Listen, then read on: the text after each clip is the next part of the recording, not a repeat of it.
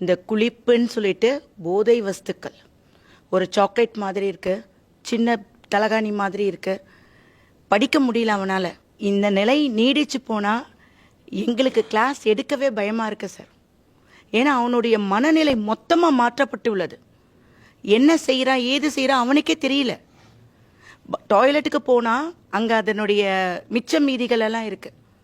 இது ஒரு ஆசிரியராக நான் ரொம்ப வேதனைப்பட்டு நான் சொல்கிறேன். நாளைய எதிர்கால தூண்கள் இருக்குது. இப்படி ஒரு அரசாட்சி நடத்திட்டு இருக்குன்னா, இந்த ஆட்சியில் இப்படி பிள்ளைங்க இன்னைக்கு போச்சுன்னா நம்மளுக்கு பிள்ளைங்களே இருக்காது சார்.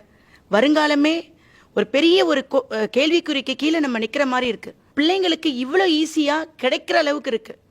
நம்மளே எவ்வளோ போராட்டம் பண்ணுறோம், இதை எப்படி தடுக்கணும்? ஏன்னா இதை நாங்கள் டீச்சர்ஸாக எங்களால் முடியல, ரொம்ப கஷ்டப்படுறோம். ஏன்னா அவன் படிக்க மாட்டேங்கிறான். ஏன்னா ரிசல்ட் கொடுத்தாகணும். 10th பையனுக்கு ரிசல்ட் கொடுக்கணும், +2 பையனுக்கு ரிசல்ட் கொடுக்கணும். எப்படி தடுக்கணும்னா, இந்த தடவை டீச்சர்ஸ் யாரும் திமுக ஓட்டு போடாதீங்க.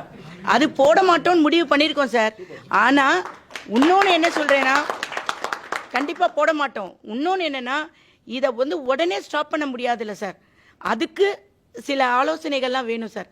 ஏன்னா அந்த பிள்ளைங்க 6ஆம் கிளாஸ்லேருந்து விதையிலேயே அது பிஞ்சியில் பழுத்துற மாதிரி அந்த வேதனையை சொல்ல மாளாது. இல்லை, இப்போ அவங்க அருமையாக கேட்டாங்க, அந்த மாணவர்களது வாழ்க்கை வீணாக போகிறத அந்த ஒரு டீச்சர் அவங்களுடைய அந்த வார்த்தைகளில் வெளிப்படுத்தினாங்க. அந்த வலி நமக்கு அப்படியே மனசை காயப்படுத்துது. ஒரு டீச்சராக நான் ஃபோன் இருக்குன்னு தேடினா பரவாயில்ல, இல்லை ஏதோ ஒரு இப்போ கூட படிக்கிற பொண்ணுக்கு ரோஜா பூ கொடுக்குறாங்க, நான் ஏதோ ஒன்று பார்க்குறேன், லவ்வர்ஸ் டேக்கெலாம் போய் சர்ச் பண்ணுவாங்க, இதெல்லாம் இருந்தால் பரவாயில்ல.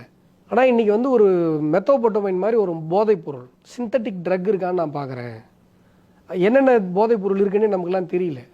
சரி, எப்படி ஒரு மாநிலத்தில் 5 வருஷத்துக்குள்ளே இவ்வளோ போதைப் பொருள் வர முடியும்? 2021க்கு முன்னாடி இவ்வளவு போதைப் பொருள் பரவல் தமிழகத்தில் இல்லை. நம்ம 2021க்கு முன்னாடி மெத்தோபோட்டமைன் கேள்விப்பட்டிருக்கோமா? இவங்க சொல்கிறாங்களே முட்டாய் மாதிரி ஏதோ ஒரு போதைப் பொருள் கேள்விப்பட்டிருக்கோமா? அதிகபட்சமாக கேள்விப்பட்டது கஞ்சா. ஆனால் அந்த கஞ்சா கூட எங்கெங்கெல்லாம் கிடைக்கும்னு யாருக்குமே தெரியாது. இன்றைக்கி ஒவ்வொரு ஊர்லேயும் போஸ்ட் அடித்து ஒட்ட முடியும் எந்தெந்த இடத்துல கஞ்சா கிடைக்குதுன்னு. இன்றைக்கி கஞ்சா பரவல் இல்லை அப்படின்னு மா சுப்பிரமணியம் சொல்கிறாரு, 0 கஞ்சான்னு சொல்கிறாருல்ல. எந்தெந்த ஊரில் எங்கெங்கெல்லாம் கஞ்சா விற்கிறான்னு பாஜக காரங்க நாங்கள் போஸ்ட் அடித்து ஒட்டவா? கஞ்சா பரவல் மிகப்பெரிய அளவில் இருக்குது. கள்ளச்சாராய பரவல் மிகப்பெரிய அளவில் இருக்குது. நீங்கள் சொன்ன மாதிரி மரக்காணத்தில் 20 பேர் செத்து போனாங்க. அடுத்த வருஷம் கள்ளக்குறிச்சியில் 60 பேர் செத்து போனாங்க. இன்றைக்கும் கள்ளக்குறிச்சியில் கள்ளச்சாராயம் கிடைச்சிட்டு இருக்கு. டாஸ்மார்க்கு ஒரு புறம் பரவலாகுது, ஒரு புறம் கள்ளச்சாராயம் பரவலாகுது, ஒரு புறம் மெத்தோபோட்டமைன் கடத்தின வழக்கில் திமுகவுடைய அயலகணி செயலாளர் கைதாகிறார், சாஃபர் சாதி. இவ்வளவும் நடக்குது. இன்றைக்கு மக்கள் என்ன யோசிக்கிறாங்க அப்படின்னா, சார் ஒரு ஆட்சி நடக்குது, அந்த ஆட்சி தூக்கி எறியப்படணும், அந்த ஆட்சி சரியில்லை, திமுக சரியாக ஆட்சி நடத்தலை, இதெல்லாம் வேறு விஷயம். இனி ஒரு முறை திமுக ஆட்சிக்கு வந்தால் என்னுடைய அடுத்த தலைமுறை குட்டிச்சவராக போயிடும், அடுத்த தலைமுறை போதை பழக்கத்தில் மாட்டிக்கும். ஒருத்தன் சாராயம் இந்த டாஸ்மார்க்கு ஆல்கஹாலிக்காக மாறினா கூட காப்பாற்றி கொண்டு வந்துடலாம். நீங்கள் சிந்தட்டிக் ட்ரக்குக்கு அடிக்ட் ஆகிட்டானா, ட்ரக் அடிக்ட் ஆகிட்டானா எப்படி கொண்டு வர முடியும்?